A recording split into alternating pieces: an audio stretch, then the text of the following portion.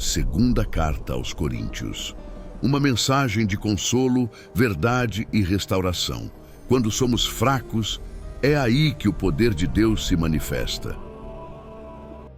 Segundo aos Coríntios, capítulo 1, 1-2. Saudação e identidade apostólica.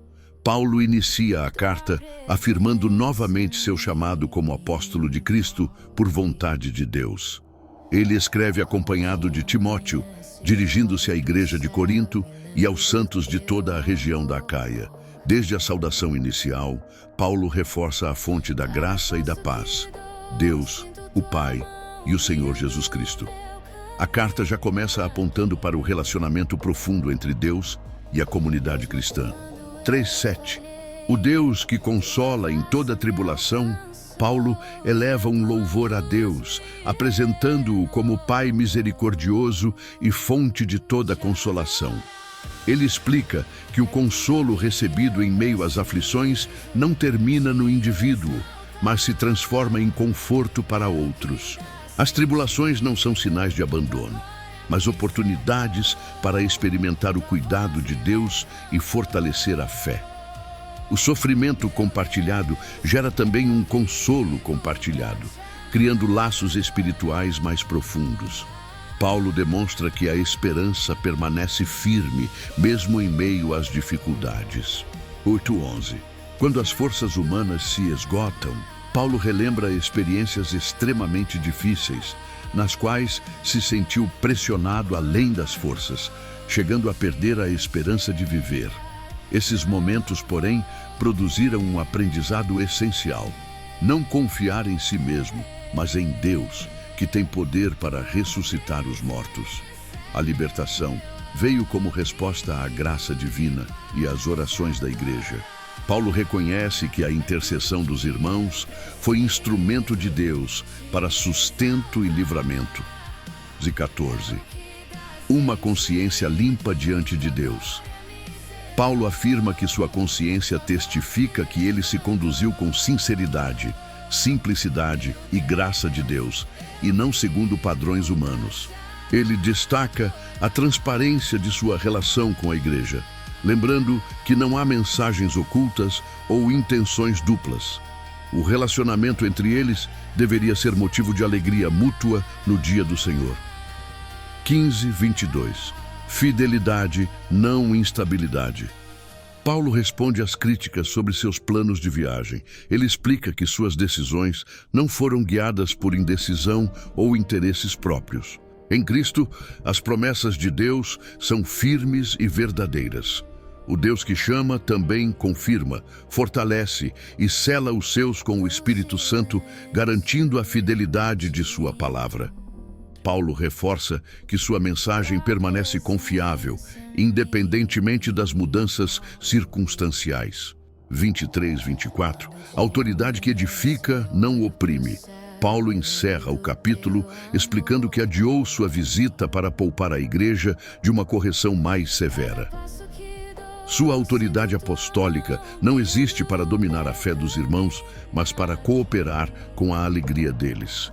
O objetivo de Paulo sempre foi a edificação, não o peso. A fé cristã floresce melhor quando é cuidada com amor, paciência e verdade. Segundo aos Coríntios, capítulo 2, 1:4. Tristeza com propósito redentor. Paulo explica que decidiu não fazer uma visita que causasse mais dor. Sua intenção nunca foi entristecer a igreja, mas protegê-la de um sofrimento desnecessário. A carta anterior foi escrita com lágrimas e grande aflição de coração, não para ferir, mas para demonstrar o profundo amor que ele tinha por eles. A correção, quando motivada pelo amor, busca restauração, não condenação. 5:8. Perdão que restaura. Paulo aborda o caso de alguém que havia causado tristeza à comunidade. Ele deixa claro que a dor não foi apenas pessoal, mas sentida por toda a igreja. Agora, tendo havido disciplina suficiente, Paulo orienta que a igreja perdoe, console e reafirme o amor por essa pessoa. A restauração é essencial para que o arrependido não seja consumido pela tristeza excessiva. 9:11. vigilância espiritual e vitória sobre o inimigo. Paulo destaca que uma das razões para sua orientação é impedir que o inimigo tire vantagem da situação. A falta de perdão pode se tornar uma brecha espiritual. Ele lembra que os planos do inimigo não são desconhecidos e que a igreja deve agir com discernimento, graça e unidade para permanecer firme. 12:13. Um coração inquieto. Paulo compartilha um momento pessoal de angústia. Mesmo tendo uma grande oportunidade para anunciar o Evangelho, ele não encontrou descanso por não ter notícias de Tito. Essa inquietação revela o coração pastoral de Paulo, profundamente ligado ao bem-estar espiritual da igreja. 14:17. O triunfo de Cristo por meio do ministério. Paulo encerra o capítulo exaltando a vitória de Deus. Ele descreve o ministério como uma procissão triunfal conduzida por Cristo. Por meio dos servos de Deus, o conhecimento de Cristo se espalha como um perfume, trazendo vida para alguns e confrontação para outros. Paulo afirma que não anuncia a palavra por interesse próprio ou corrupção, mas com sinceridade, como alguém enviado por Deus e responsável diante dele. Segundo a Coríntios capítulo 3, em 3, uma carta escrita pelo Espírito. Paulo começa questionando se precisa mais uma vez apresentar cartas de recomendação para validar seu ministério. Ele afirma que a própria igreja é sua carta, visível a todos. Essa carta não foi escrita com tinta, nem gravada em pedras, mas registrada pelo Espírito do Deus vivo nos corações. O testemunho da transformação da vida dos coríntios confirma a autenticidade do ministério apostólico. 4:6. Suficiência que vem de Deus. Paulo deixa claro que sua confiança não vem de capacidades humanas. Toda suficiência procede de Deus, que o capacitou para ser ministro de uma nova aliança. Essa nova aliança não é baseada na letra que condena, mas no Espírito que dá vida. O foco deixa de ser a mera observância externa e passa a ser a transformação interior. 7:11. Da glória passageira à glória permanente. Paulo compara o ministério da antiga aliança com o da nova. Ele lembra que a antiga aliança foi acompanhada de glória, mas era temporária. A nova aliança, trazida por Cristo, é ainda mais gloriosa, pois produz justiça e vida. O que era passageiro perde seu brilho diante do que é eterno. 12:16. Liberdade para enxergar a verdade. Paulo fala da ousadia que nasce dessa esperança. Ele explica que por muito tempo um véu impediu o entendimento pleno, mas esse véu é removido quando alguém se volta para o Senhor. A transformação começa quando o coração se abre para Deus. A liberdade espiritual surge quando as barreiras são removidas. 17:18. Transformados de glória em glória.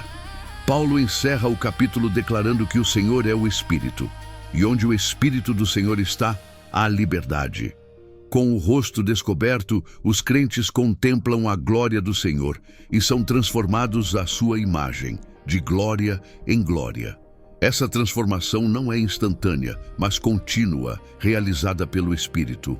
A vida cristã é uma jornada de mudança constante, refletindo cada vez mais o caráter de Cristo. Segundo aos Coríntios, capítulo 4, 1-2. Um ministério sustentado pela misericórdia. Paulo começa afirmando que o ministério que recebeu não é resultado de mérito pessoal, mas da misericórdia de Deus. Por isso, ele não desanima. Ele declara que não age com engano, manipulação ou distorção da mensagem. Sua postura é de transparência diante de Deus e das pessoas. A verdade é apresentada com clareza, sem máscaras. 13:6. Luz que vence a cegueira espiritual. Paulo reconhece que, para alguns, o Evangelho parece oculto. Ele explica que essa cegueira espiritual impede muitos de enxergarem a luz da verdade. No entanto, Deus é aquele que faz a luz brilhar nas trevas. A mesma voz que trouxe luz à criação ilumina os corações. revelando a glória de Deus na face de Cristo. O foco da mensagem não é o mensageiro, mas Cristo como Senhor. 7:12. Tesouros em vasos frágeis. Paulo usa uma imagem poderosa para descrever o ministério, um tesouro precioso guardado em vasos de barro. Isso evidencia que o poder pertence a Deus, não aos servos. Ele descreve as pressões, perseguições e dificuldades enfrentadas, mas afirma que, apesar de abatidos, não são destruídos. A fragilidade humana destaca a força divina. A vida de Jesus se manifesta através das lutas e da entrega dos seus servos. 13:15. Fé que se expressa em testemunho. Paulo afirma que crê e por isso fala. A fé verdadeira se manifesta em palavras e atitudes. Ele tem certeza de que Deus, que ressuscitou o Senhor, também ressuscitará seus servos. Essa esperança fortalece o ministério e amplia a gratidão que se espalha para a glória de Deus. 16:18.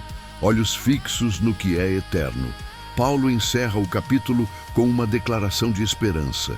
Mesmo que o corpo se desgaste, o interior é renovado dia após dia. As aflições presentes são temporárias e produzem um peso eterno de glória. O cristão aprende a não fixar os olhos no que é visível, mas no que é invisível. O que se vê é passageiro, o que não se vê é eterno.